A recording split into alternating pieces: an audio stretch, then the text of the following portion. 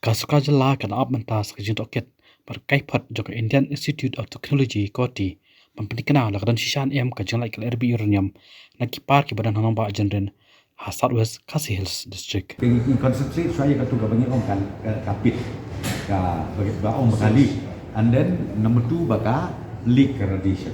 Dia report mau pina NEHU kalau katu kalau within the international prescribed norm.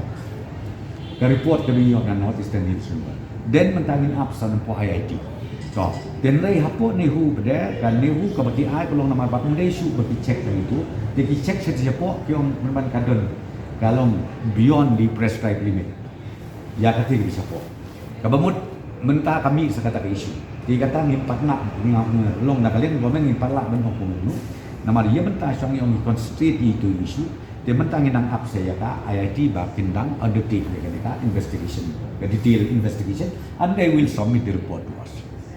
Platform TV ka number 1 ngitho sike artely ki institution. Number 1 ngitho sike NEHU, number 2 ngitho sike IIT.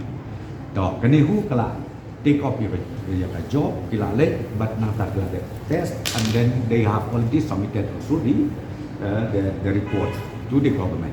That's why on the basis John kataka report kebengiok ke NEHU nila ai ke statement. Number 2, mentang idang ap ya IIT, nomor IIT kita don exam. They hadir bila ada exam, they assured us baki rukinsa le laga jongka inspection but tin prepare ya ka ya report joki baki submit.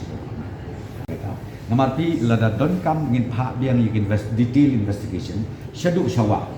Andala tikna asya iya ka source jong radiation, then let singila ban le syapo nak babak nak benta bikin test bikin pek nado sedang lah kan ka radiation ka spread solution markat ko mau pikat ko report ke mengiyo dengan NEHU ki om bakatu kapit katu ke tangki kabadon auto kamot ka radiation kelong within at prescribed limit dekat bih shabar jong kata pada ki om bakadon ka tendency kalong beyond the prescribed limit.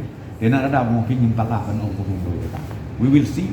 Let us wait for the report from IIT also. Once that is done, then government will take a call which way to go.